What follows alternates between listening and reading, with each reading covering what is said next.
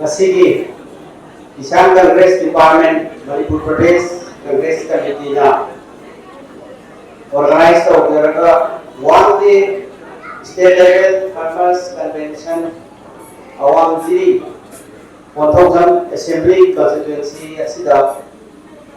Nandamasigi Kisan ki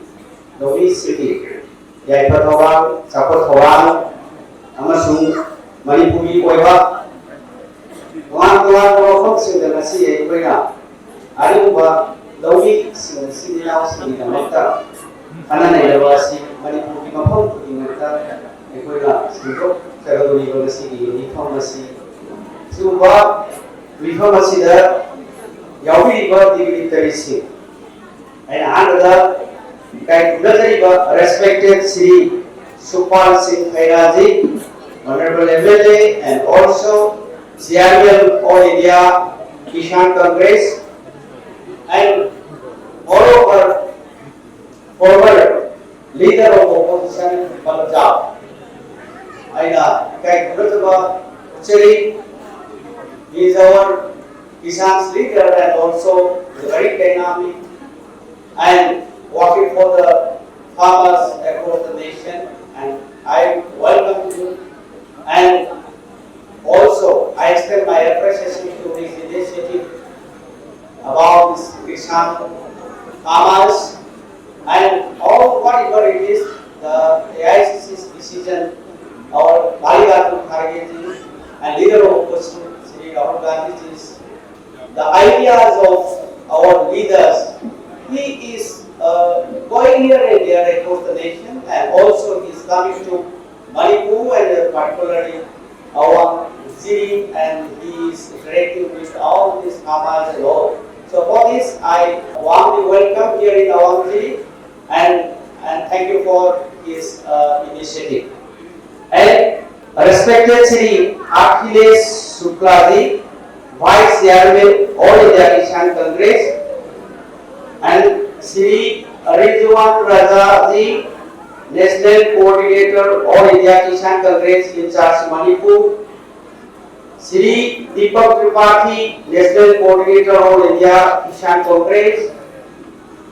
and Sri Kiranjit Singh Mitha, ex-MLA, Chairman Kisan Congress Punjab, and also Sri Jagdeep Singh Khaira Ji, Delegate All India Kisan Congress, and Maruela Aikogi, KPCG leader, Manipuri leader, Dr. Thokchom Maina, Agental, Mark KPCG, Asuma, Shanti, Programa, State Level, in Haka, Kapu Position, Title, Agental, Dr. Maina, and Kat Punajari, Feduri Dokta, Masigi, Programasi, Mapu, Hard and Leader Sibiba, Kisan Congress Department की Chairman, Manipur Pradesh Congress Committee ये कोई किसान के तो को दायित्व लोगी बा, मकुन सी चुपा किसान की तो थोड़ा तो हुआ, आमसु, आई कोई बिफोर कुछ नहीं दोगान का हाइब्रिड सिंबा सिंपल प्रोफेशन मैंने किसे, गनाम ने कंप्यूटर इसीलिए, गनाम ने बिजनेस था इसीलिए, अलो, आई वरुण नंदो सिंह किसान की वक्त लोगी स्पीसी की वक्त है स्पेशलिस्ट का किसान की वक्त तो हुआ सिरिनंदो है ना मसी एक कोई पॉलिटिकल पार्टी में ले बता गवर्नमेंट सोसाइटी में बता बिल्कुल बुरी वक्त है तुम्हारे मतलब तस्वीर का तो बदल कर दे इस नंदो मिस्टर नंदो अभी अभी किसान की नेशनल नंदो सिंह Manipur की hari wasiat pakai sima masih tu pada cedera tu adalah bea peluang kisan di sini bersama 1,500 bags of fertilizers is going to be distributed today in connection with this state level kisan. Thank you for that, Mr. Nando. I appreciate you for your activities that you have given the opportunity to the farmers. And now, Nando, what say? Well, na. Kasigi, guys, the election biriba, agogi block ki president, district ki asuk ba au kubasing, apa su baru ina, agogi bearer si Manipur Pradesh Congress Committee ki Vice President General Secretary amasung office bearer tai lakri ba akoi ki leader si worker si thagar chari aroi bada ba election bi ba masigi kisan si ki lobby si ki ba conference de yawi ba alamal Imailer Singh Naha Singh Landa Masigi future ki dabakta aikoi thabak to kani ba Naha Singh youth ki leader Singh मैं अपना ai dei kai brother uchari ko uchari amai kasi ai da maroi ko wafam Singh ni aikoi ki Manipur da lei ba amasu India ki lobby Singh ga wai ko thedari ba amasu kare ko phangda ko mayam Singh aikoi sarkar ki thabak to ko khapna leira ka ba landam se balate landam Singh ki chabu thoi ba aku ki chinja thoi ba Before putting up, I go in a Manipur lady go down. Lobby Singh, Yai Patawa, welfare of the farmers, Nabuki, Mayan Singadu, Manipur, Manipur, Hongkong, nobody. Before putting up, say, Sarkari Tawaki, Yamaki, La Tram, and the lady of Manipur, Sarkari Tawako, La I don't know Singh Tawaka, I go in Chinda, Toiva. Masih diuntung kudingi, lalu ubah, hari itu ubah, hari ini horticulture kita waktu ubah, hari ini tuan makan ki, jangan harus buat itu mayang, karena kudimak mayang sini, wah ini kan, baru buat mayang sini saya, masih sarkar lah, lalu masih perdasi kita waktu, kita mesti hai masih tahu ini, kalau kita perdasi kamu tengok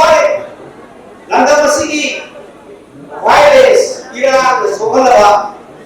bibom kudi maki semikon mat khaba bajai koi puna motse asidi baru wena lo ujaraga mai maru thadaraga adagi isa thamir banjang tapi thadaraga digiwa central government ni scheme amasung state government ni daga hingga kita bakari bajai jadi kudi ki scheme masih di BJP की दल दिन लेकर से लाखों की पुमांग पंगन खरे सरकार की खबर तो मुसुवा है कि मथक्ता चाहिए मतलब अभी सिद्ध फंगत में खुदू चारों में हम सिंह दो फंगल किधरे मरा मचना आई कोई पुनो मक्से शेमित लोड में हम सिंह सोखर तुरा masih di इचाई सुसे बगी आदि बसाई थे लाइट है को मैं हम सिंह खबर फंगत की आवाज़ सरकार ने कोई भी की कमिटमेंट एक कोई तो वर्क की बात नासिंग थरो भाग करी आइबा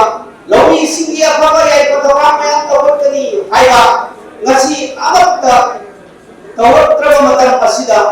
minna udre nana tagre amasu miyam di wakat tagre dawal injil ko men nasi ki makhaga ngasi di adu mai koi no atu lere asu balawi sing ngasi ki Yai Patawa kita bangga, aikoi leader Sri Maliram Khakeji, AICC President, amasung aikoi young leader Sri Rahul Gandhi ji na, Bharat Miyam ji, amasung Manipur di lobby sini damagka, tuan wakalun putui. Aduh mewakilkan mayam sini do masih, aikoi ki asing wakisan ki, kabar sini kau kubili ba, Super Singh Khairadi, amasung Achilles Shukla dan Singh ba, laga masih AICC na, All India Congress Committee na, lobby sini demak kari lobby, amasung tunda lobby sini kari kana lobby gini. Lobby sini ya itu orang kali company happy waktu nunggu lagi ada kebiayaan bersendiri masih di conference itu wangangi amasuk ayo di future Manipur da lobby sini kari karena lobby kedui kari buat congress na sarkar Delhi dah lah Manipur dah lah di ayo di lobby sini kari karena buat kedui 500 waktu nunggu mayam waktu lagi masih dah lobby ayo ni Salam kursi dari ibai koi lobby singi अफब धाकम अफब वखत मयाम सिंग सिना लौबी सिंग माइनगनी सरकार की थबक तबोनी अमगा लौबी सिंगा हक मानगनी अमसु status मानगनी लौबी सिंग खोम चाबटी की मखल मथिकी आई को scheme का packet की थोरांग दो the vision of our future तुम तक करी लौबी सिंग की पुछीदा करी करी अहोपा चापटपा सेल की फिल्म मगरपा हेल को पुथोपा अदु को गमन की दलता ngasi लौबी सिंग सिनाव सिंग दलता अदु वाफम कया पुरुराई बसे ngasi की कन्वेंशन से लाउ कनी मुसु मणिपुर की बिया पुनिमा मणिपुर की डिस्ट्रिक्ट पुनिमा का चिंग तम लेबो मणिपुर की प्रजा पुनिमा का अखोई फाबा सिंग की पॉलिसी में आम से जगने आएगा मिकुम पुनिमा पचा एकदम नंबा बैंक अकाउंट तो आम द पैसा हाप नंबा आम सुबई में पैसा नंबा किसान में आम सुलोबी में आम सिना आई नंबा स्टेटस में तो बहुत कनी है कि ऐसे प्रथा से बदली ngasi की कॉन्फ्रेंस से तो कोलोबा ngasi की कॉन्फ्रेंस से लोग वाले लोबी सिंग MSP अखोई minimum support price पोचै थाइबा लौसु बोई मयाम सिंग सिगी आसिबा पैसा थाब मतम दसर को मयाम सिंग दो पोट फोटो मतम दा हगी प्रॉफिट दे प्रबदी पोट थानी हो पोट थानी प्रबदी अखो की जामो वाला करो वाला करना पैसा जगह सरकार ना मसी सब्सिडी पीदुना आसिबा MSP minimum support price है suppose आई कोई भी लोग बोलिना लोग वो मतलब भौगोलिक आदत पे आता है बस पापों का लोग वो मतलब सर जो मैं आपसे कह दो सरकार हम पैसा आपतन भी अब बीजेपी लेकर असली यानी कि बीजेपी लेकर असली तो हुआ है ना लोग भी मैं आपसे धारा तो दो महीने कम से ले मसीह को लेकर असली प्रजा की सरकार रहा हम इंडिया हम प्रजा अपना लोग भी प्रजा अपना हमारे पास कांग्रेस की सरकार लाता थी कांग्रेस की गवर्नमेंट ले होती है कोई सोच रहा लोग इसी के को कार्य बात मैं हम सिंह से भी लेके लिए है कि था जब से कोई ले सुबह मैं अरे रिपोर्ट से ममल हो ना बा आमसु लोग इसी में चली बा बटन की हार हम बटन चार भी ना और इतनी लेगा रसीना स्टेट खुदी मत की भी बा हार से कोटा से पार की भी अदु लोग बा लोग सारण दायरा हार दरकार है मतलब गति आगे सिंह के चक्र हाई बरहारों का खजत के खरा हाई हार भगो नंदे हार रुपा चाहू की चक्रीवा चादी का सर भी मुतना हार रुपा सिंह का दले नंदे हसी की सरकार सिंह का खादा मंत्री लोग इसी को वारी का हुआ मंचे थे असु बावा मतलब दा चाहे उधर भी याद नहीं ना हार तो रुपा सिंह है नहीं दे दो अलमदी कोटी ममल लेकर ले मसीदी कसी लेगा कसी की डबल इंडियन मोदी लेगा सिकी मखाना लोबी सिना और युद्ध थे गरीब से मसी को नरकी दे वक्त लिए कोई मसी लाठे गरीब है कोई खोराओ आमसु कन्वेंशन के अफाबा मणिपुर आना अफाबा सरकार मा कांग्रेस की गवर्नमेंट अमल है मतलब यदि लोबी सिंगावा को करी है से आई कोई कैसे प्रधान है हमारा पंजाब की लाकुना दिल्ली की लाकुना मसी मणिपुर की प्रजा मियां सिंह से आसिम भाई कोई सुखपाल सिंह खैरा जी आमतु बकोन लाए हैगा मसी ब्याम उनकी तंजा से उनको दम के रसीदा को थोई से दुआई वामनी मसी ने मणिपुर मियां को मत मैसेज स्पीच अरबो वाला के बदी में आते बिना आई वापम खर खतर मसी मणिपुर लेगा रसीदा लोबी सिंह को दिवा आई हरासमेंट पीदिबा करप्शन तो से हाईलाइट तो जगे मसी की पॉइंट आई हम दल हाईलाइट तो जगे just सुपाती I just want to highlight some points which is related with the scheme done by the present government. I will highlight some scheme. So in fact what happened is that the present government which is double engine under this double engine government, this government fraudulent and withdrawn monies from the exchequers of the government of Manipur and the central government. For this, I will thus highlight the schemes thousands of crores looted by this double engine government. First, I will read it out, and this is the actual statement, actual accurate statement, and that which have been fraudulently